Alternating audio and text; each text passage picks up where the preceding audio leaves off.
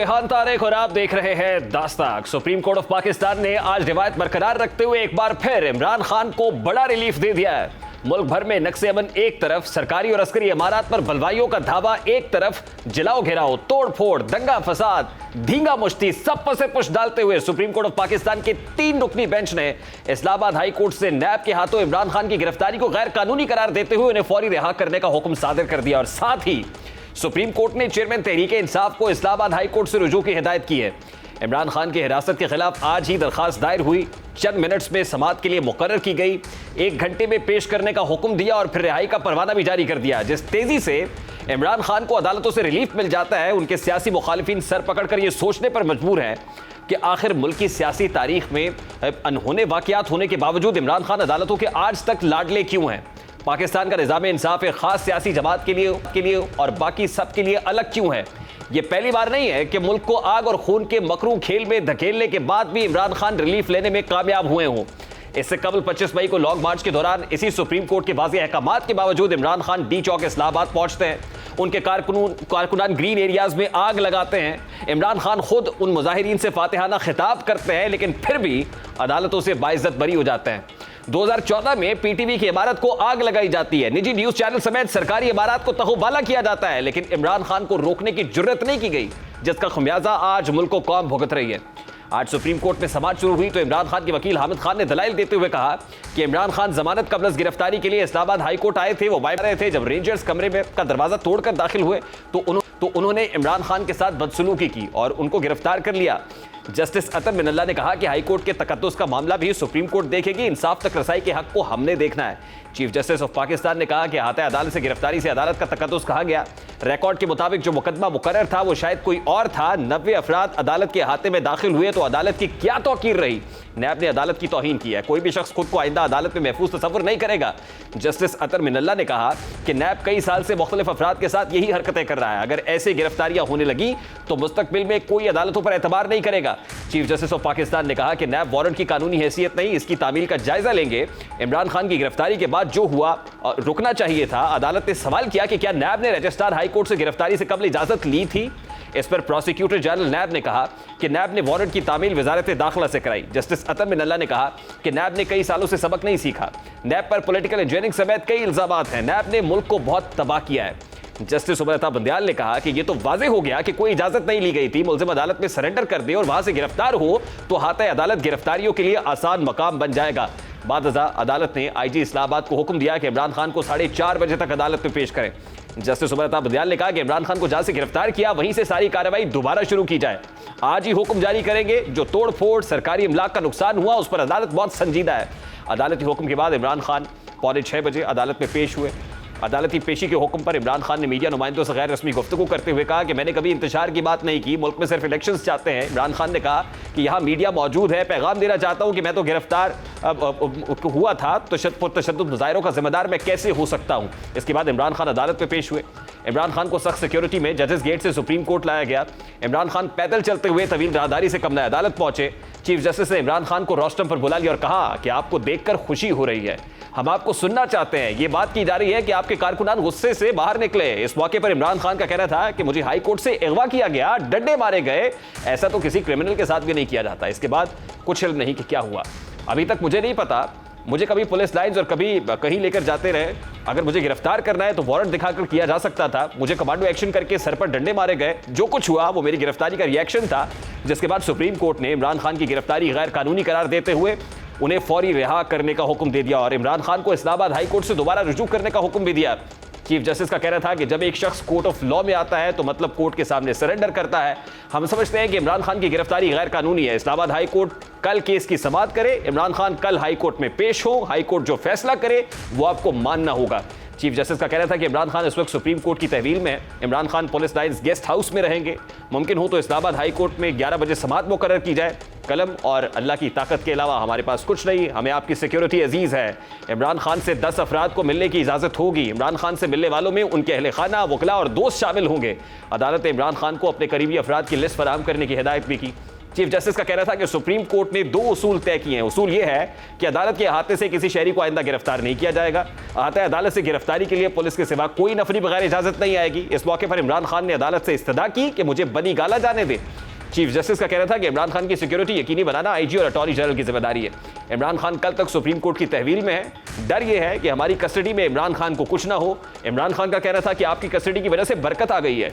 इमरान खान ने बनी गाला को सब जेल करार देने की इस्तदा की, जिसे अदालत ने मुस्तरद कर दिया। चीफ जस्टिस का कहना था कि जिस गेस्ट हाउस में ठहराया गया उसके 3 कमरे हैं, वहां गपशप लगाइएगा, सो जाइएगा और कल हाई कोर्ट में पेश हो जाइएगा।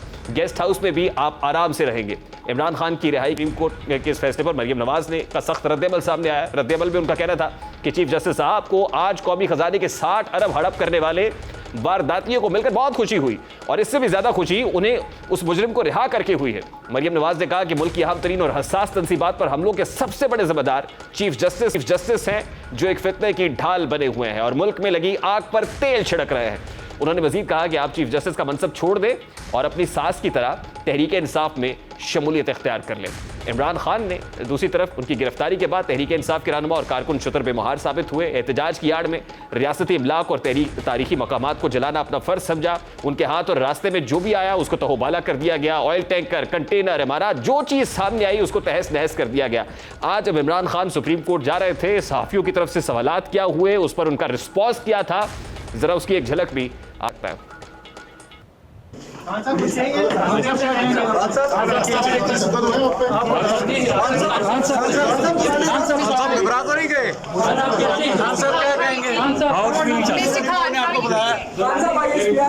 जो 75 सालों में दुश्मन नहीं कर सका वो आप कर सके, क्या कहेंगे? पहुंचा दिया।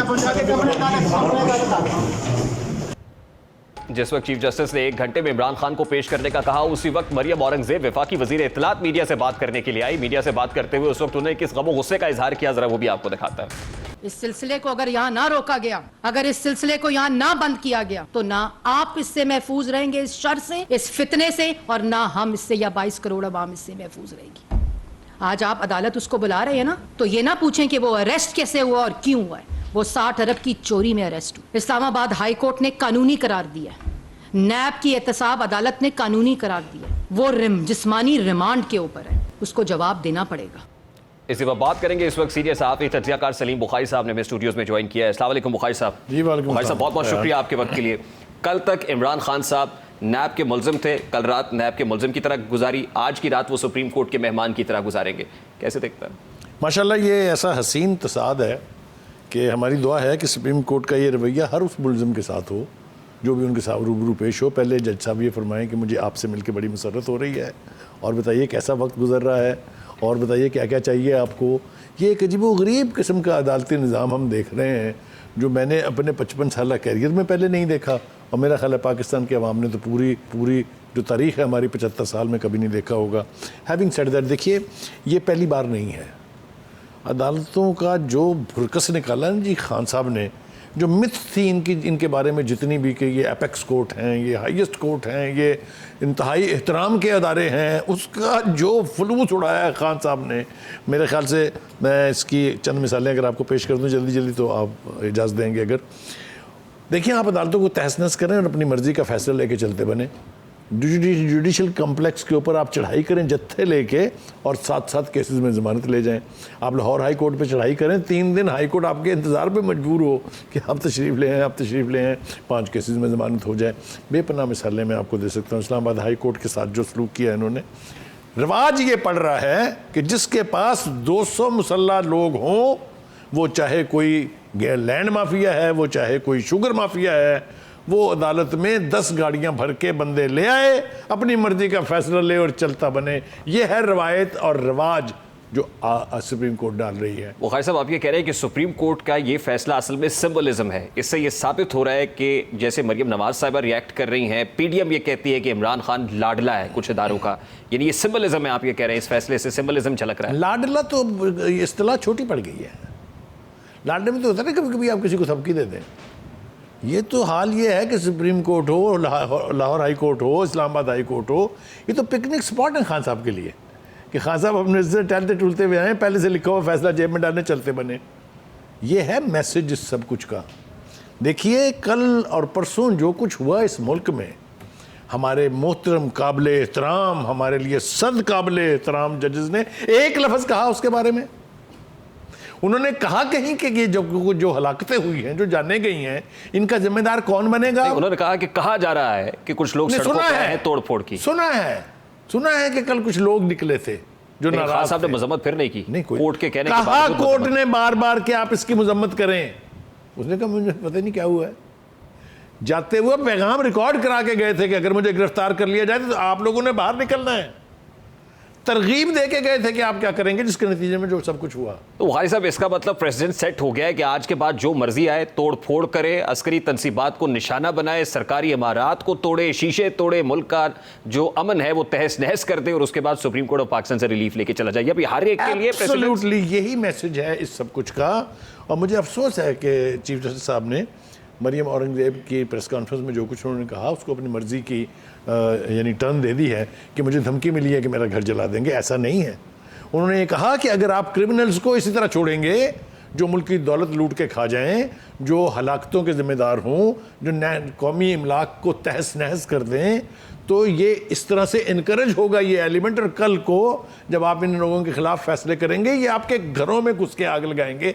ये कहा है उसने चीफ जस्टिस साहब को कोई धमकी बराह रास्त नहीं दी। तो बुखारी साहब पाकिस्तान तहरीक इंसाफ इस फैसले को सेलिब्रेट कर रही है और करेंगे। जाहिर है उनके पार्टी चेयरमैन को एक बहुत बड़ा रिलीफ मिला है। क्या समझा जाए कि 2 रोज से जो एक हिजान बपा है मुल्क के अंदर, मुल्क की सड़कों के ऊपर जो है चंद टोलियों की सूरत में लोग तोड़ फोड़ कर रहे हैं, ट्रक जला रहे हैं, लोगों की जो है लोगों की जान और माल महफूज नहीं है। बुखारी साहब कल आपने देखा या हमसे कुछ दूरी के ऊपर कलमा चौक के अंदर क्या हुआ, एक ट्रक को जलाया गया, सामान नजर आतिश किया गया। वाकई आप अजीब बात कर रहे हैं यार, हमारी सुप्रीम कोर्ट को पता ही नहीं है ये।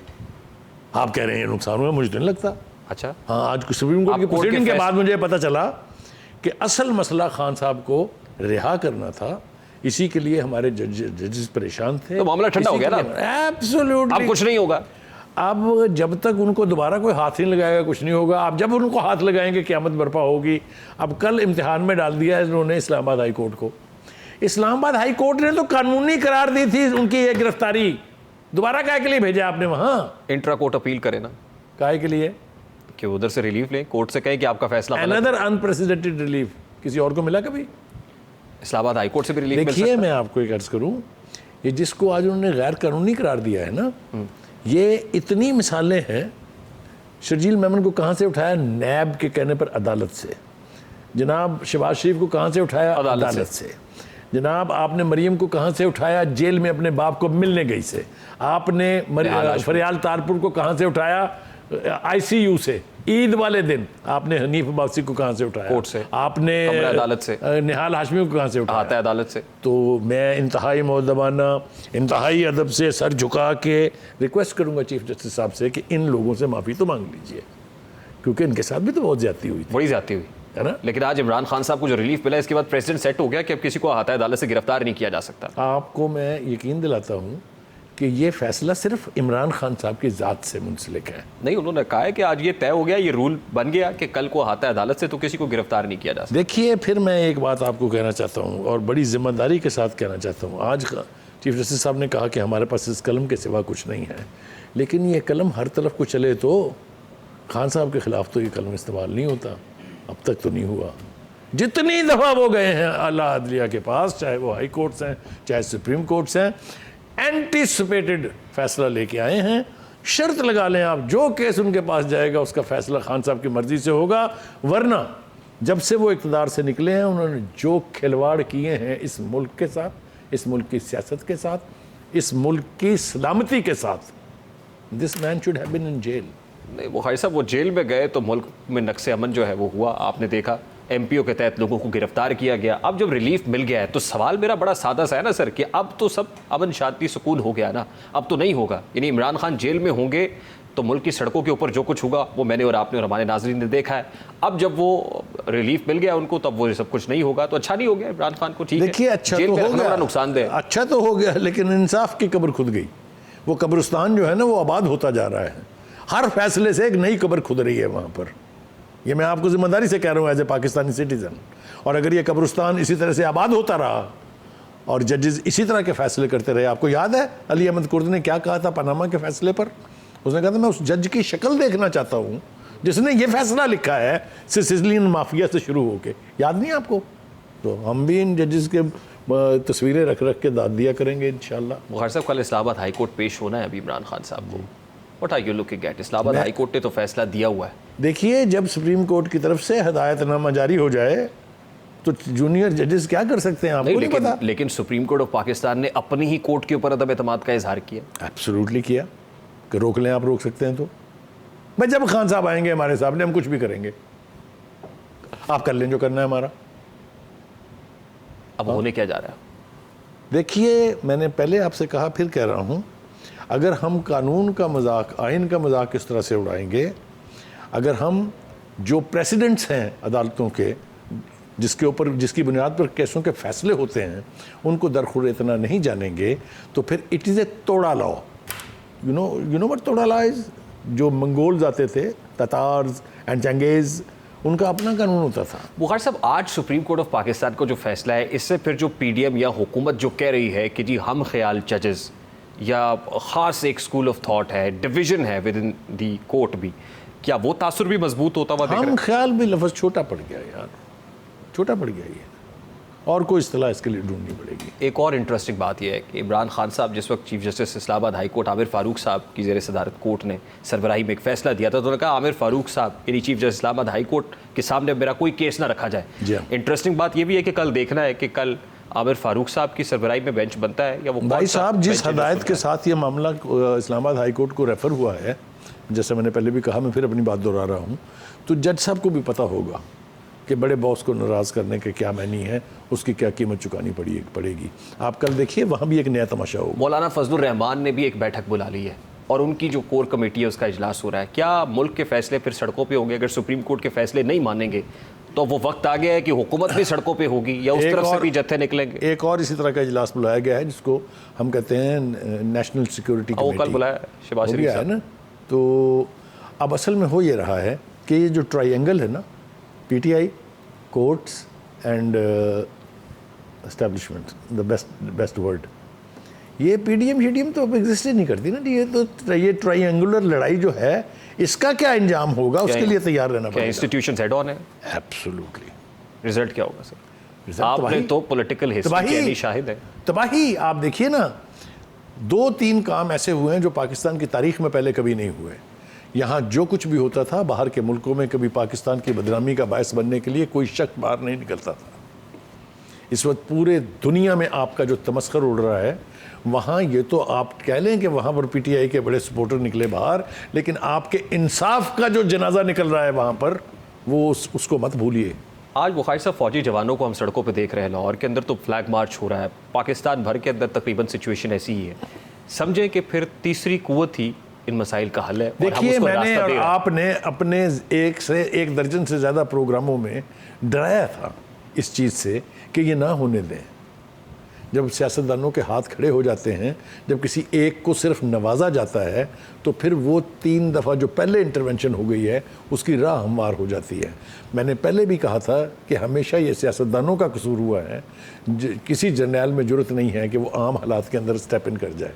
जब इस तरह के फैसले आते हैं, जब इस तरह का उद्यम मचता है, तभी किसी तीसरी कुव्वत की गुंजाइश निकलती है। डायलॉग, बातचीत, डायलॉग में तो बिलीव ही नहीं करते। अफाम तफहीम, नहीं, ये वक्त गुजर गया। ये गुजर गया। ये तो कभी आने नहीं दिया खान साहब ने।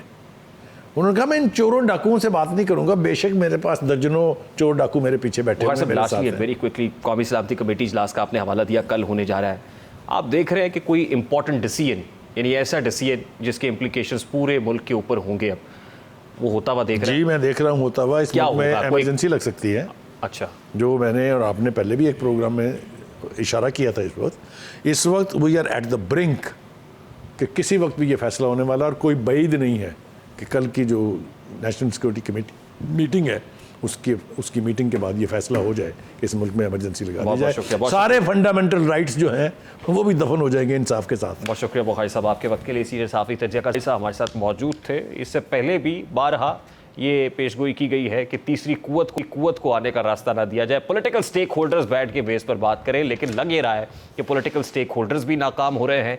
इदारे आपस में एक दूसरे के सामने आन खड़े हुए, एक हेड ऑन कोलिजन की सी फजा है। इंपॉर्टेंट इजलास कल भी है, कुछ इजलास आज भी हो रहे हैं, नताइज बड़ी तेजी से आ रहे हैं, लेकिन दुआ यही है कि जो भी नतीजा निकले वो मुल्क और कौम के हक में हो। ब्रेक लेते हैं, ब्रेक के बाद वापस आएंगे, गुफ्तगू कंटिन्यू करेंगे हमारे साथ में।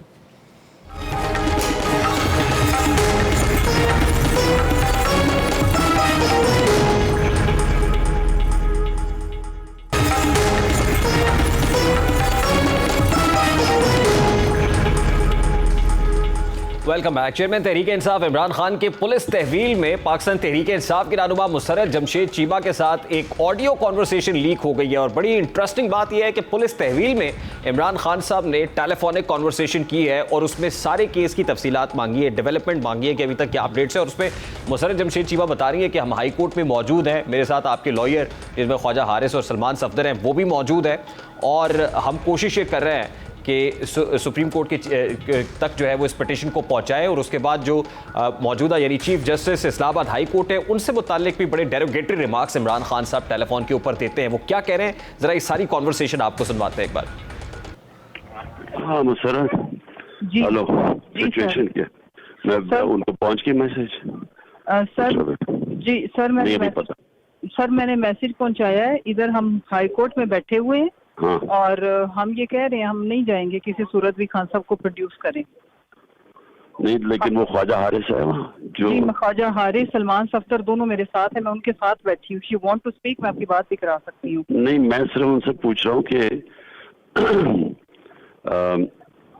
एक आजम साथी से ये भी जरूर बात करो कि सुप्रीम कोर्ट में भी इसके ऊपर वो करें, क्योंकि ये तो बिल्कुल जो इन्होंने किया है ये तो बड़ा मैलिफाइड है। हाँ जी, बिल्कुल बिल्कुल सर। हम तो आजम साथी का कहना है जी सर आप बेफिक्र हो जाए। हम तो ये क्या कर रहा है ये जो चीफ जस्टिस है, ये तो ऑर्डर लेता है इनसे। अभी इसने नैब वाले आए, फलाने आए, तो हमने कहा है कि अभी अब सलमान सफदर साहब को मैं उनके बिल्कुल सामने खड़ी हूँ कि भाई आप उनको कहें कि कोर्ट में प्रोड्यूस करें, हमें कोर्ट में लेके आए। ख्वाजा हारिस साहब और उनके मैं बिल्कुल साथ बैठी हूँ कि कोर्ट में प्रोड्यूस करें ना। हम नहीं ऐसे जा सकते, हम कोर्ट के अंदर ही मौजूद है। जिस ये जज के पास आपका लगा हुआ चीफ जस्टिस के पास केस नहीं, लेकिन ये तो उनसे ही ऑर्डर लेता है। वो आजम से बात करो दूसरी तरफ उधर, अभी आजम से जरूर कहना। ओके सर, अपना ख्याल रखिए। अब पुलिस तहवील में इमरान खान साहब अपने रहनुमाओं से बातचीत भी कर रहे हैं, इंस्ट्रक्शंस भी पास ऑन कर रहे हैं। ये क्विकली यानी तकरीबन 24 से 36 घंटों के अंदर अंदर जितनी तेजी से डेवलपमेंट्स हुई हैं, इससे बहुत कुछ एक्सपोज हो रहा है। ऑडियो एक और भी है, वो भी आपके सामने रखेंगे। कुछ भी नहीं, बस बुलाया इमरान खान को लेके आओ। ऑर्डर होगा कि it goes back to the high court. वही प्रोटेक्टिव बेल टिल टुमारो। वो अच्छे ऑब्जेक्ट करेगा चीफ जस्टिस ऊपर। चीफ जस्टिस पे ऑब्जेक्शन करेगा, चीफ जस्टिस खुद ही नहीं सुनेगा। वो मार्क कर देगा ओनू क्यानी नु, मोहसिन क्यानी नु। मोहसिन क्यानी बेल कर दे। चल और गल कर। अब ये कॉन्वर्सेशन है ख्वाजा तारिक रहीम की, जो पाकिस्तान तहरीक इंसाफ के लॉयर भी हैं, इमरान खान साहब के बड़ा क्लोज समझे जाते भी हैं, इनके तमाम लीगल मैटर्स को देखते भी हैं, और वो पहले ही बता रहे हैं डिसीजन से पहले कि होगा क्या। अकबर साहब ने ज्वाइन किया है। अकबर साहब अस्सलाम वालेकुम। जी वालेकुम अस्सलाम। सर बहुत बहुत शुक्रिया आपके वक्त के लिए। ये दोनों ऑडियोज हमने आपके सामने रखी हैं। एक ऑडियो में तो इमरान खान साहब अंडर पुलिस कस्टडी बात कर रहे हैं मुसर्रत जमशेद चीमा साहिबा के साथ। बहुत कुछ एक्सपोज हो रहा है सर, सिस्टम एक्सपोज हो रहा है, इंडिविजुअल्स अशखास एक्सपोज हो रहे हैं। किस तरह देख रहे हैं इस मामले? बिस्मिल्लाहिर्रहमानिर्रहीम। हमारी बड़ी बदकिस्मती है कि ये सिस्टम जिस तरह एक्सपोज हो रहा है, और सिस्टम की नाकामी जो है, जिसकी वजह से देखिए आज जो कुछ हुआ है, मेरा सिर्फ एक सीधा साधा सवाल है कि इससे पहले जब से ये नैब का कानून बना, साबिक वजीर आजम, वजीर और बहुत सारे ऐसे लोग हैं जिनको 6 महीने, साल और 1.5 साल इसी कानून के तहत उनको रखा गया, उनकी बेल की दरख्वास्त तक नहीं सुनी गई। तो ये अचानक 2 दिन के अंदर ये इनकी जो है इमरान खान की एप्लीकेशन सीधा सुप्रीम कोर्ट तक पहुंच गई। ये सिर्फ एक बहुत बड़ा सवालिया निशान है। याद रखिए कि जिस मुल्क में इंसाफ नहीं होता वहाँ इंतशार होता है, और आज पाकिस्तान में इंतशार सारी सिचुएशन का बेनिफिशियरी इस वक्त चेयरमैन तहरीक इंसाफ इमरान खान दिखाई दे रहे हैं। फायदा तो उन्हें हो रहा है, लेकिन लूजर कौन है, सवाल का तयन होना चाहिए। चेयरमैन तहरीक इंसाफ इमरान खान की अलकादर ट्रस्ट केस में नैब के हाथों कानूनी गिरफ्तारी के बाद से तहरीक इंसाफ की तरफ से जो कुछ किया गया, सड़कों के ऊपर जिस तरह से इंतशार फैलाया गया और कारकुनान की जानिब से मुल्क में सरकारी और नीम सरकारी इमलाक को आग लगाने, सिक्योरिटी अफसरान पर तशद्दुद करने और लूट मार का सिलसिला तीसरे रोज से जारी है। वतन अजीज में कई मौके ऐसे आए जब हालात बहुत खराब हुए, लेकिन कभी ऐसी नौबत नहीं आई कि मुल्क की आवाम को फौज के खिलाफ भड़काया जाए। नवाब लियाकत अली खान की शहादत से लेकर बेनज़ीर भुट्टो की दिन दहाड़े मौत तक कई बार ऐसा हुआ कि मुल्क एक बार फिर शदीद हंगामों की लपेट में आए और अवाम अपने जज्बात खो बैठे। लेकिन उस वक्त की तमाम सियासी और अस्करी क़यादत ने मामला फहमी का सबूत दिया और पाकिस्तान खप्पे का नारा लगाकर पाकिस्तान की तरक्की में किरदार अदा किया। लेकिन पाकिस्तान तहरीक इंसाफ बतौर जमात ऐसा बेलगाम घोड़ा साबित हुई है जो मुसलसल अपने पांव तले निज़ाम और कानून को कुचलते जा रही है। ऐसा बयानिया बनाया जा रहा है कि मुल्क में पहली बार किसी साबिका वज़ीर आज़म को गिरफ्तार कर लिया गया हो, लेकिन हकीकत इसके बिल्कुल मुख्तलिफ है। इमरान खान से कबल 1 या 2 नहीं 7 साबिक वज़ीर आज़म को गिरफ्तार किया गया, लेकिन मुल्क के हालात कभी ख़राब नहीं हुए।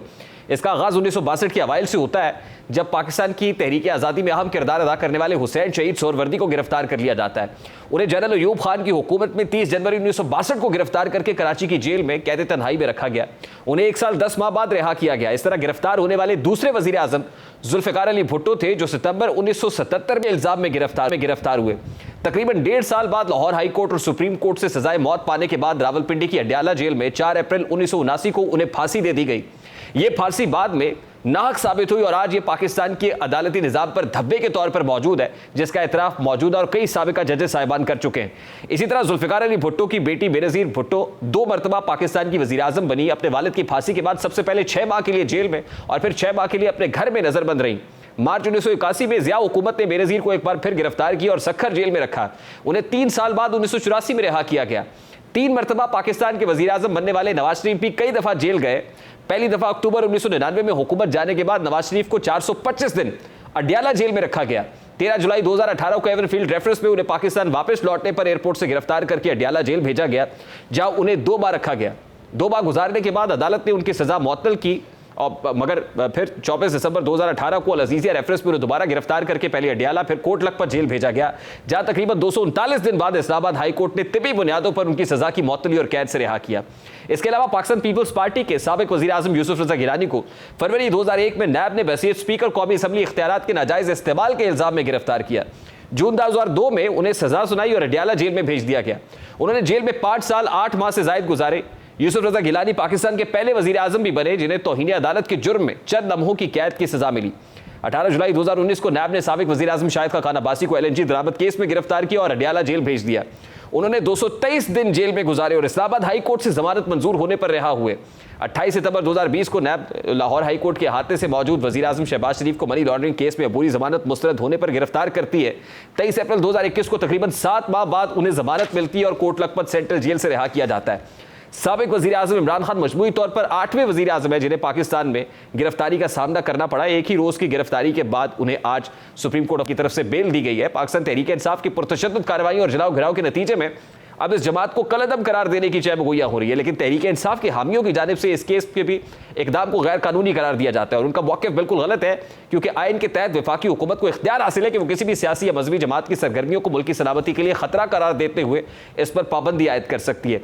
इस पर PDM के सरबराह मौलाना फजलुर रहमान का क्या मौक़िफ़ है इमरान खान की और तहरीक इंसाफ की एलिमिनेशन से मुताल्लिक, ज़रा वो आपके सामने रखता है। तहरीक इंसाफ को इज्जत दी जाए इस किरदार पे। ऐसी जमात को तो पाकिस्तान के अंदर बतौर नासूर तस्वुर किया जाए, मुआशरे के लिए नासूर, सियासत के लिए नासूर, मुल्क के लिए नासूर। ऐसे अनासर का खात्मा होना चाहिए। ऐसे अनासर को मुल्क हवाले करना, इसका तस्वुर भी नहीं किया जा सकता। और अगर कोई भी कुव्वत, कोई भी इदारा इनको दोबारा इख्तिदार में लाने के लिए कोई दाव पेश करता है, इसी तरह मुजरिम होगा जितना कि ये जमात खुद एक मुजरिम जमात है। अब कौमी सलामती कमेटी का बड़ा अहम इजलास कल होने जा रहा है।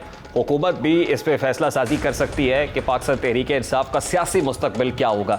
अभी एक ब्रेक लेंगे और ब्रेक के बाद जब वापस आएंगे, इंटरनेट बंदिश की वजह से पूरे मुल्क में जो खास तौर पे कारोबारी तबका है, एंटरप्रेन्योर्स हैं, जो ई-कॉमर्स से ताल्लुक़ रखते हैं, उन्हें बहुत दुश्वारी का सामना करना पड़ रहा है। कितना नुकसान मुल्क की एक्सचेकर को हो चुका है, बात करेंगे इस ब्रेक के बाद। हमारे साथ रहिए।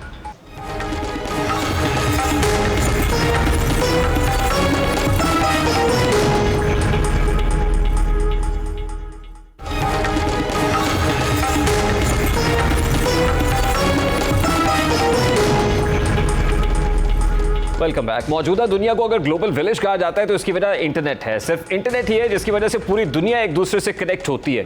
आज दुनिया की तकरीबन आधी आबादी इंटरनेट इस्तेमाल कर रही है और इस तादाद में हर सेकंड इजाफा हो रहा है। आम अफराद, हुकूमतें, अफवाज, कारोबारी इदारे, इसी तरह से कंपनी, सनतें, तालीमी इदारे, मीडिया, अलगरज दुनिया का कोई ऐसा शोबा नहीं है जो इंटरनेट पर इन्हिसार ना करता हो।